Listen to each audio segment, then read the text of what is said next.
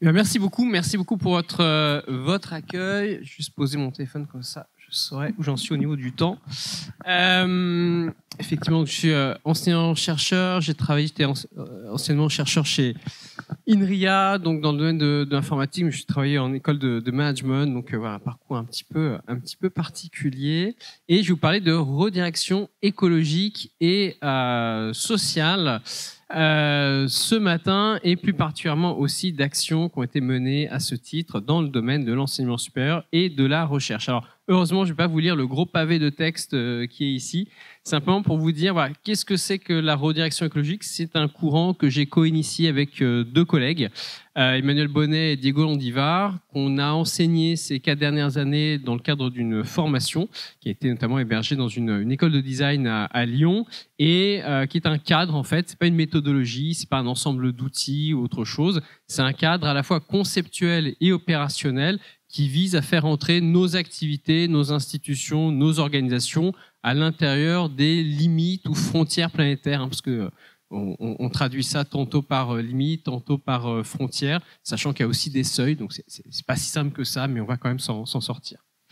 Et donc l'idée, c'est de réencastrer toutes nos activités à l'intérieur de ces fameuses limites planétaires et se projeter dans d'autres modèles, d'autres modes de subsistance, si l'on veut. Voilà, je ne rappelle pas forcément chacune de ces limites. Cette infographie, elle est un petit peu datée, mais je la trouve jolie, donc je la conserve. Malheureusement, la situation s'est un peu dégradée depuis. Alors vous me direz pourquoi parler de redirection écologique. Il y a beaucoup de paradigmes. La RSE, le développement durable, critères ESG du côté de la finance, la transition écologique, etc., etc. Je ne vais pas forcément les multiplier, ni d'ailleurs leur rendre justice ce matin.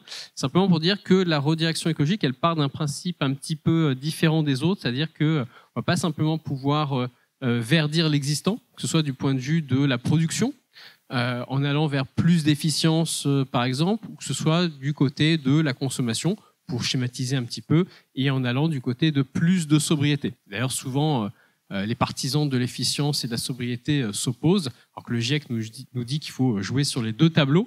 Simplement, la redirection écologique, elle, va partir d'un axiome un petit peu différent, qui est que demain, on ne pourra pas tout maintenir.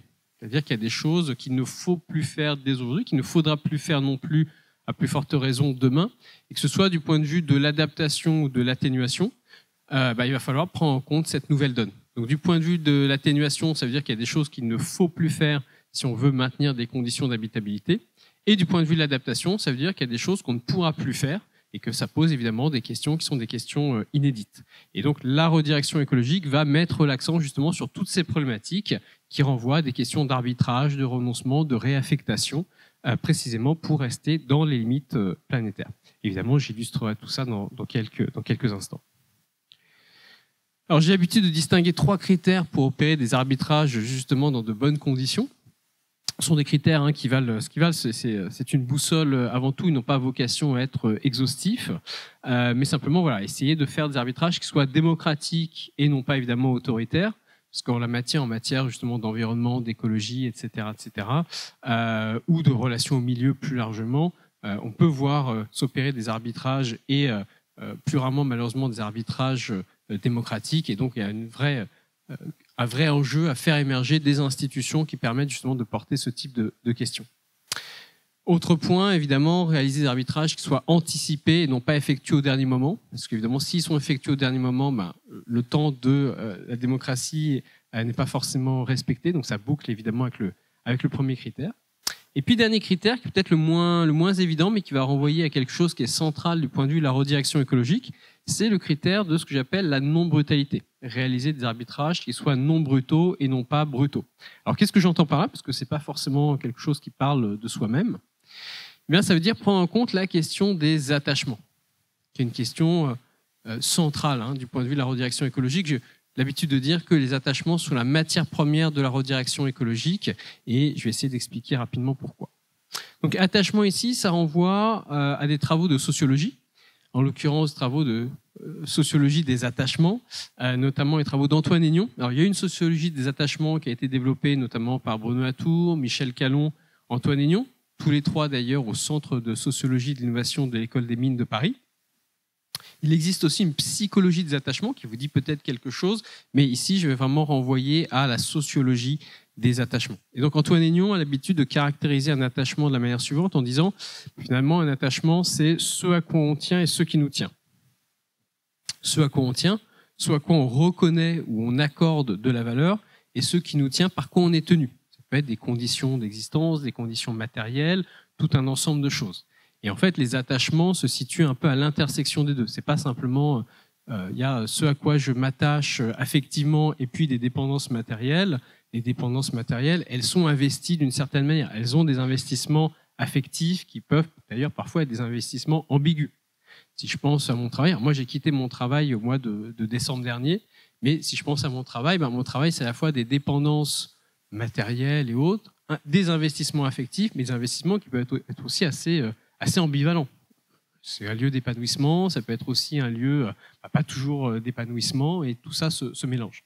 Donc les attachements finalement permettent de faire tenir tous ces éléments-là ensemble, et on va regarder justement par quoi on est attaché, à quoi on s'est attaché. Ça va être un élément tout à fait important du point de vue de la redirection écologique. Donc ce à quoi on tient, ce qui nous tient, et puis un troisième élément ici, dont je ne vais pas parler ce matin, ce à quoi on est tenu, mais ça vaudra le coup d'en parler, mais une prochaine fois. Alors, en parlant des attachements, j'ai l'habitude de les modéliser de la manière suivante. Je vais aller assez vite pour pas passer trop de temps, parce que je pourrais développer bien davantage, en disant qu'il y a des attachements qui sont directs ou indirects, conscients ou inconscients, volontaires ou involontaires. Et souvent, en fait, les attachements, on part du volontaire et on va vers l'involontaire, mais il y a une flèche qui montre que parfois on va de l'involontaire vers le volontaire. Alors, quand on va traiter les questions de redirection écologique, je vais passer à la diapositive d'avant, en fait, on va s'intéresser à qui est attaché à quoi et de quelle manière. Si on doit repenser des modes de vie, si on doit repenser le travail des personnes, si on doit repenser la finalité des organisations, on va se demander finalement qui est attaché à quoi, à des valeurs, à des pratiques, à des conditions matérielles, en quoi finalement les questions que posent aujourd'hui les enjeux d'écologie vont bouleverser ces pratiques, ces conditions matérielles et autres, et finalement qu'est-ce qu'il faut prendre en considération.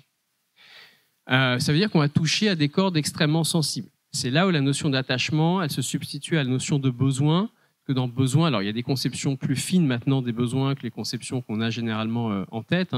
Pensez à la pyramide de Maslow, les besoins essentiels. Pyramide de Maslow d'ailleurs qui n'est pas due à Maslow, c'est toujours bien de le redire, qui n'existe pas chez lui, mais chez ses successeurs. Mais quand on se dit voilà, on va couvrir les besoins essentiels, finalement on couvre certains besoins, mais on laisse de côté énormément de choses et justement énormément d'attachement à du symbolique, à des éléments affectifs, à des éléments de nature extrêmement diverses. Tout élément que la redirection écologique va regarder, et notamment à des valeurs, par exemple. Et donc, ça veut dire qu'on va toucher, encore une fois, à des cordes extrêmement sensibles quand on s'occupe de questions de redirection écologique, ce qui va nécessiter un tact tout particulier. Tout ça, je vais évidemment l'illustrer, mais je pose déjà certaines bases. Et donc, ça peut avoir des conséquences qui sont des conséquences politiques. Par exemple, je dis ici, c'est presque en lien avec une actualité récente en Allemagne, c'est un petit extrait d'une interview de Giuliano da Empoli qui décodait, alors pas les dernières élections européennes, mais pas les dernières élections, mais les élections européennes il y a quelques mois, dans les pages du Grand Continent. Et il disait ceci qui m'a moins frappé, parce que ce qu'il identifie ici, c'est vraiment quelque chose qui est au cœur de la redirection écologique, c'est-à-dire si on touche à des modes de vie, si on touche à des attachements profonds, à des manières de faire, sans avoir conscience finalement de bousculer beaucoup de choses, eh bien, on peut finalement engendrer une réaction, des formes de réactance qui sont assez vives et qui peuvent même se traduire au plan politique. Alors, il dit ceci, pour le coup, je vais lire rapidement son interview. Il dit « J'étais très frappé par une image trouvée dans les pages du Grand Continent, utilisée par le parti extrême droite allemand AfD, c'est pour ça qu'il y avait un lien avec l'actualité toute récente, alternative pour l'Allemagne. Aujourd'hui, le deuxième parti en Allemagne sur la base de leur score aux élections européennes. Ça doit à peu près toujours être le cas, je pense. En guise de programme, on trouvait que ce seul mot à caractère gigantesque sur les affiches, diesel. Il n'y a pas besoin d'écrire plus, car les électeurs visés comprennent immédiatement ce que ces mots veulent dire. On veut vous enlever quelque chose qui fait partie de votre vie, qui est importante pour vous, qui représente une économie, une habitude. L'AFD ne le fait pas, mais chacun de ces mots, et vous pourrez raccrocher à des exemples réels, sapin de Noël, feu d'artifice, steak frites, sel, sucre, voiture, entendu, plus de voiture, sur la base d'injonctions différentes, certaines liées à la transition climatique, d'autres aux évolutions de la science, de la recherche médicale, aux exigences d'une intégration multiculturelle, participent à un résultat global qui est la formation d'une plateforme électorale extraordinaire. Les nationaux-populistes vont simplement se limiter à faire la liste de tout ce que l'on enlève aux gens, tout ce que les élites, tout ce que la gauche, les progressistes, tout ce que les bobos enlèvent aux gens ordinaires, sans savoir les remplacer par une perspective qui tienne la route ou qui soit motivante. C'est un point évidemment tout à fait important. Il s'agit d'un argument très fort, presque définitif. Je ne suis pas sûr qu'on ait trouvé de réponse pour le moment. Donc c'est ça vraiment les enjeux qui sont précisément au cœur de la redirection écologique. Si j'enlève la voiture de mon campus, il faut que j'ai une solution qui soit à la hauteur finalement. Si j'enlève la viande, il faut que j'ai une solution qui soit à la hauteur. Je pensais à l'exemple de la viande parce que ça se tente à l'échelle de plein de campus différents de enlever, ou en tout cas diminuer par exemple la consommation de viande. D'ailleurs, je pourrais en parler en discussion parce que les réactions que ça suscite parfois chez des chercheurs sont tout à fait intéressantes. Des gens qui conçoivent leur activité qu'en mangeant de la viande. Les physiciens, par exemple, ils sont très intelligents. Donc, eux, ils ont besoin de viande. Peut-être que les littéraires ont moins besoin de viande, mais eux, ils ont besoin de viande. Alors, ça renvoie à des choses, c'est-à-dire qu'aujourd'hui, il y a beaucoup il y a un backlash contre les questions d'écologie. Il y a eu un récent rapport de Parlons Climat qui parlait de ces questions. Donc, ça veut dire aussi comprendre ces sensibilités pour savoir ce qui s'exprime dans des doutes vis-à-vis finalement de la direction qui est donnée lorsqu'on veut prendre en question ces enjeux environnementaux. Là aussi, ça fait partie de ce que j'appelais le tact dont il faut évidemment faire preuve. Qui est affecté et comment, et quelles réactions on doit même parfois anticiper. C'est une question de justice. Alors, je vais passer rapidement sur ce point-là, mais c'est une question de justice. Il faut évidemment associer ensemble justice sociale, justice environnementale. Si on prend des mesures qu'on ne sait pas qui est attaché à ce que l'on va bousculer, forcément, on risque de trancher dans le vif. Forcément, on risque aussi peut-être de mal viser. Et donc, il y a un enjeu à comprendre avant toute chose, justement cartographier ces attachements, comprendre qui est attaché à quoi et comment, si on doit se désattacher pour se réattacher à autre chose, à d'autres pratiques, à d'autres modes de vie, d'autres modes de fonctionnement. D'accord ? Tout simplement, ça veut dire qu'il faut savoir où on met les pieds, pour le dire très, très simplement. Donc, il y a un enjeu qui effectivement prend en compte les questions de justice, associer ensemble justice climatique, justice sociale, et puis, je dirais, un enjeu qui n'est pas forcément toujours évident, qui est de prendre en compte parfois un sentiment d'injustice. Les théoriciens et théoriciennes, en l'occurrence, de l'injustice, beaucoup de théoriciens de la justice, beaucoup de théoriciennes, de l'injustice. Alors, pourquoi cette répartition ? Je ne sais pas, mais en tout cas, ça se pose comme ça dans le champ philosophique, nous explique que l'injustice, ce n'est pas que le symétrique de la justice. Et on peut se sentir finalement attaqué, on peut se sentir victime d'une injustice sans forcément l'être, mais ça veut dire qu'il faut aussi prendre en compte cette perspective-là. Comment on traite aussi cette question de l'injustice lorsqu'on parle de justice et de justice environnementale, c'est évidemment une question très, très délicate, mais tout à fait importante. Donc, toute la question en matière de redirection écologique, c'est justement, comme je l'indiquais, comprendre quels sont les attachements, cartographier ces attachements, enquêter auprès des personnes qui sont attachées d'une certaine manière à une activité ou à une organisation ou autre qui va être bouleversée, mettre en place des protocoles, des processus de ce que j'appelle le désattachement. Alors, je ne parle pas de détachement parce que je passe dans une approche bouddhiste zen où tout attachement est bon à perdre. C'est pas du tout le but n'est pas de devenir un saint à la fin. Et trouver de nouveaux moyens, de nouveaux protocoles finalement pour mettre ça en place. Là encore, je donnerai quelques exemples dans un instant. Et se mettre en quête de nouveaux modes de subsistance, se réattacher à autre chose. On ne peut pas simplement dire on va enlever vos attachements sans offrir justement une perspective derrière. Donc, si on synthétise, co-enquêter sur les attachements avec les personnes concernées qui sont les expertes de leurs propres attachements, pas le faire sans elles, pour faire émerger de nouveaux critères permettant d'opérer un désattachement et un réattachement juste. Ça, j'ai passé, c'est une notion que je développe. J'ai passé aussi. Ça veut dire arriver aussi, comme je l'esquissais au départ, à associer ensemble ces trois dimensions, efficience, sobriété, renoncement, qui sont en fait des dimensions essentiellement complémentaires. Mais je vais passer là-dessus. Si vous avez des questions sur ce schéma, je pourrais évidemment y répondre, mais c'est assez important pour positionner les choses. Alors, tout ça, finalement, a trouvé toute cette réflexion qui aujourd'hui se déroule dans plein de domaines différents, au sein des collectivités publiques, dans les entreprises, mais aussi dans le monde de l'enseignement supérieur, a trouvé justement un débouché particulier dans ce monde-là, notamment pour positionner le monde de l'enseignement supérieur et de la recherche au regard des enjeux justement de redirection écologique, de transition, tout ce qu'on veut, et notamment suite à la poussée qui avait eu lieu en 2022, des étudiants et des étudiantes qui avaient manifesté leur intention de déserter au moment de leur cérémonie de diplomation. Alors, quelques exemples du tour que ça a pu prendre avec un chercheur d'INRIA Lyon, Eric Tani, un bioinformaticien, un ancien collègue, puisque moi j'ai été chercheur chez INRIA, donc à Sophia Antipolis, il y a quelques années. Il y a avec un étudiant, Maël Thomas, créé une licence, qui est une licence à réciprocité, qui permet aux chercheurs, aux chercheuses de décréter à quelles conditions ils et elles souhaitent qu'on utilise leurs travaux de recherche. C'est-à-dire, c'est pas simplement je produis des travaux et puis ensuite ce qui advient de mes travaux ne me concerne pas. C'est pas simplement une question de diffusion, comme en général c'est le cas. Ici, l'idée, c'est de poser des conditions en fonction desquelles on souhaite que les travaux soient utilisés ou non, en prenant en compte justement les questions environnementales.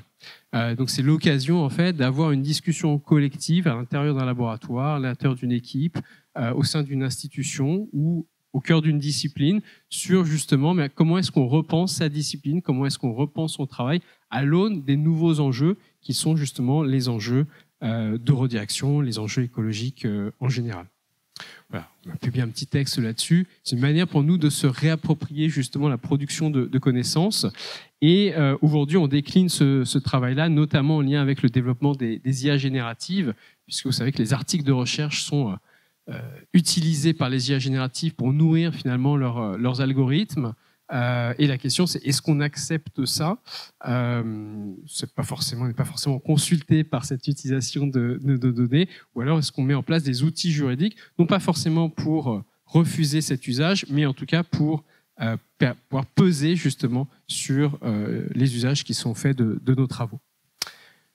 Ça, je vais passer. Et si ça vous intéresse, ça a été développé au sein de INRIA Lyon, INRIA Grenoble, par Eric Tanier justement et Sophie Quinton, des ateliers sens, qui sont des ateliers qui permettent aux chercheurs et aux chercheuses de se poser ce type de questions. Quelles sont les finalités de nos recherches ?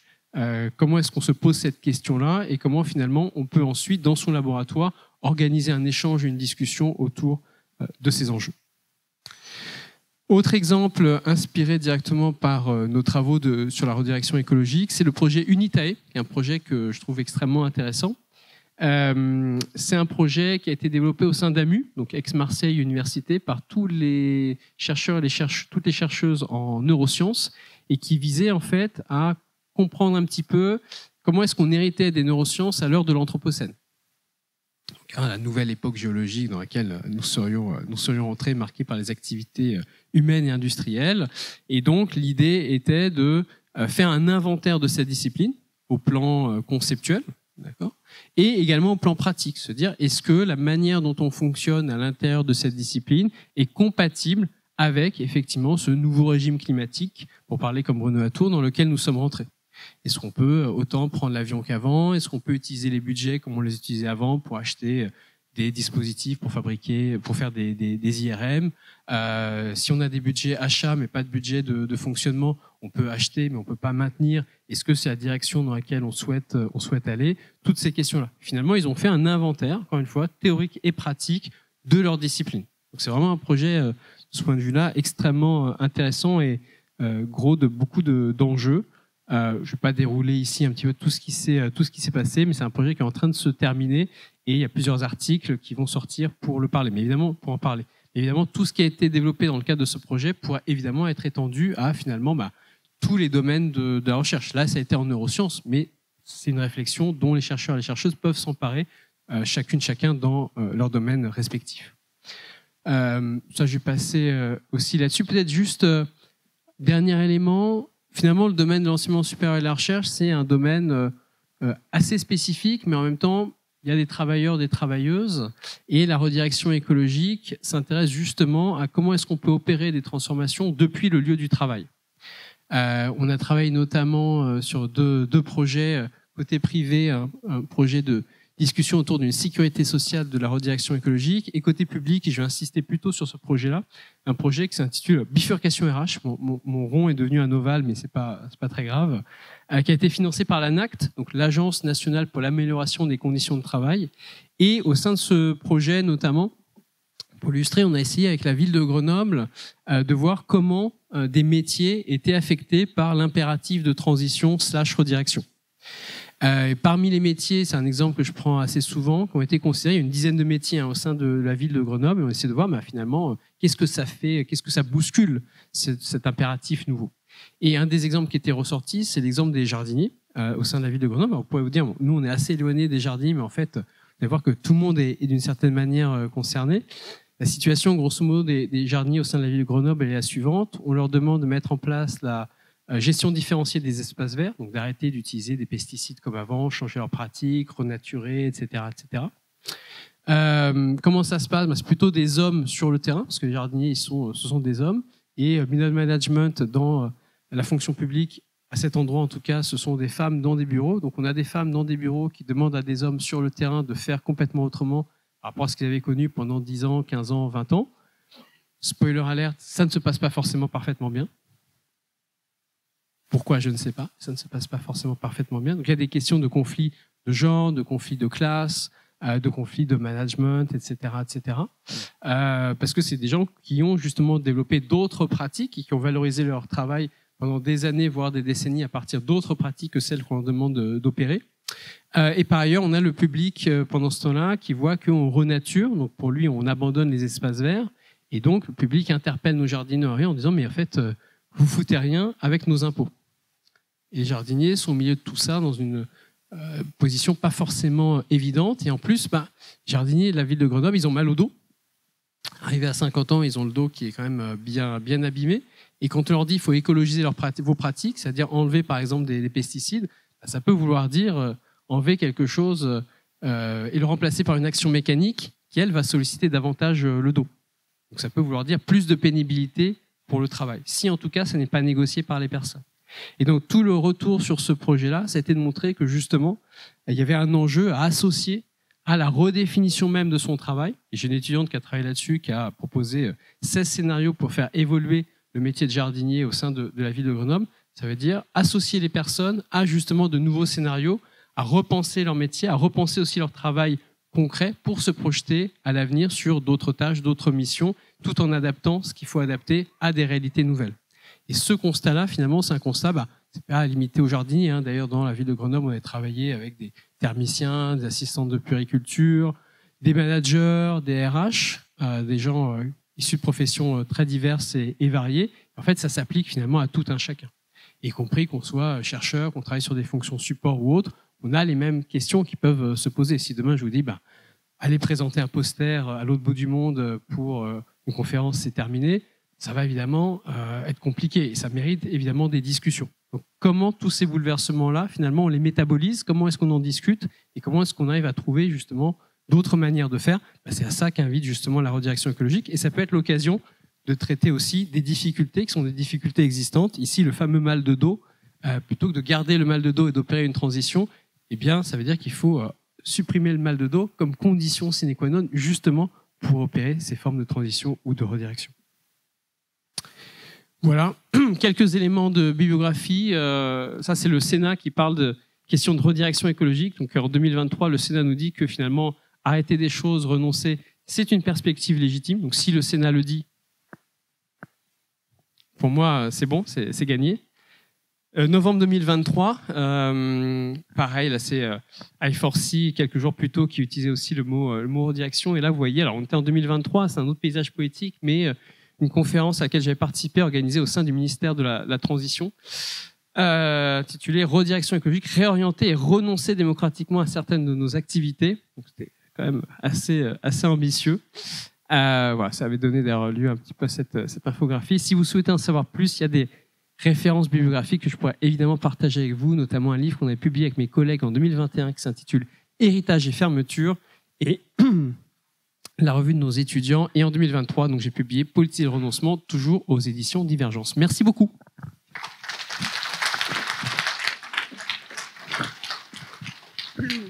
Merci beaucoup Alexandre. On a 5 minutes pour des questions. C'est le moment, allez-y. Merci d'aborder ce sujet du renoncement, des attachements, qui est au cœur de ce qu'on vit, nous aussi, dans cette convention ensemble. Qui souhaite Bonjour, Hervé Majastre, je suis à la direction de la recherche. Voilà, donc vous venez de terminer. Je suis désolé. Ma question, c'est renoncer à des attachements, mais obligatoirement de devoir combler par d'autres attachements. Ça veut dire qu'on a un volume d'attachements à combler. Et est-ce que c'est pour tous le même ? Non, c'est pas aussi arithmétique, on va dire, mais ça veut dire que simplement, comme l'indiquait la citation que je faisais de Giuliano da Empoli, il faut ouvrir sur une alternative viable, et on peut pas simplement se contenter de dire on va enlever des choses sans donner autre chose. On va pas, si on peut pas se projeter vers des modes de vie viables, vers des modes de faire qui soient plus viables, effectivement, ça va être compliqué de viser la sainteté. C'était juste ça. Et par ailleurs, ça peut se décliner aussi de manière très très concrète. Un exemple dont j'ai pas parlé, mais qui peut être intéressant ici, qui a été réalisé aussi avec la ville de Grenoble. La ville de Grenoble se posait la question de l'avenir de ses piscines municipales, donc un sujet apparemment assez éloigné. Et donc, elle a mis en place une réflexion à laquelle on a contribué avec des citoyens et citoyennes sur justement qu'est-ce qu'on peut faire. Est-ce qu'il faut renoncer aux piscines municipales, en tout cas au nombre actuel de piscines municipales? Est-ce qu'il faut les maintenir toutes? On ne sait pas trop.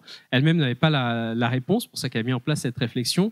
Et parmi les réponses qui ont émergé de l'enquête qui a été menée par les citoyens et citoyennes qui ont été associés, celle-ci, c'était de dire on peut avoir des attachements à quelque chose, mais c'est pas forcément à ce qu'on imagine. Par exemple, on peut être attaché aux bénéfices qu'apporte une infrastructure comme la piscine municipale, ce qui ne nécessite pas forcément une piscine municipale. Par exemple, on peut tout à fait avoir les bénéfices sans l'infrastructure qui va avec. On peut les redispatcher sur d'autres pratiques. Si je propose aux gens, l'aquagym par exemple c'est un sport doux, je peux proposer d'autres sports doux qui ne nécessitent pas une infrastructure sous-jacente. Donc on peut proposer par exemple de faciliter l'accès à des chemins de randonnée ou des cours de tai chi ou encore autre chose, ce qui permet d'absorber finalement une partie des services de l'infrastructure sans l'infrastructure. Ça n'a pas marché pour tout le monde, mais ça peut déjà faire baisser la pression en matière d'usage de l'infrastructure elle-même. Donc c'est d'autres attachements, mais qui sont compatibles avec un bénéfice finalement, qui est un bénéfice qu'on pouvait attendre de l'infrastructure précédente. Donc il y a aussi ce type de négociations-là qui peuvent entrer en ligne de compte.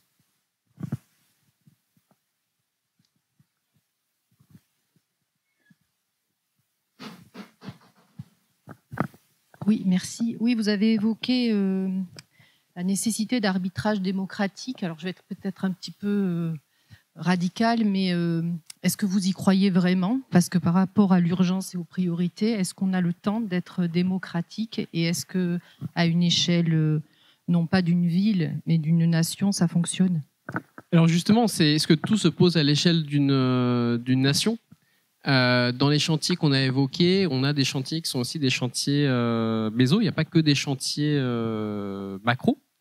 Et tout dépend évidemment de ce qu'on entend par démocratique. Si la démocratie, c'est le vote, effectivement, ça marche pas forcément. Si la démocratie, c'est la capacité finalement d'enquêter en se saisissant d'une question donnée, à laquelle on n'était pas forcément associé au départ, les expériences qui ont été menées, je pense notamment, alors ça a été un échec à la fin, mais pas du fait des citoyens qui ont été impliqués, à la Convention citoyenne pour le climat, la CCC, elle a bien montré que finalement, si on propose à des citoyens et des citoyennes d'enquêter sur les questions climatiques, qu'on leur pose des questions, qu'on leur donne du temps pour se former, interroger des experts, etc., passer par un processus qui permet justement vraiment de faire une enquête proprement dite, et bien à la fin, les résultats finalement aboutissent à une convergence assez ambitieuse, qui a d'ailleurs surpris beaucoup de monde. Et ce qui a échoué, c'est pas tant le fait qu'il y a eu cette convergence et que ça ait fonctionné, mais la prise en compte finalement des mesures qui ont été proposées. Donc ça, c'est plutôt assez encourageant, en tout cas, en termes justement d'expérience démocratique, mais envisagé comme une capacité précisément à enquêter. Donc j'en vois ici plutôt une conception démocratique à la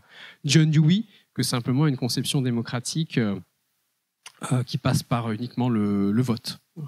Et après, tous ces chantiers, finalement, que devient une université, que devient une épicerie municipale à l'échelle d'une ville, est-ce qu'il faut manger autrement, agir autrement? Ça, c'est des questions qui se posent à plein d'échelles données. Donc, il y a aussi plein d'institutions démocratiques ou de choses qu'on peut mettre en place, ou de processus, de protocoles qu'on peut mettre en place à plein d'autres échelles, sans forcément être tout de suite sur une échelle macro.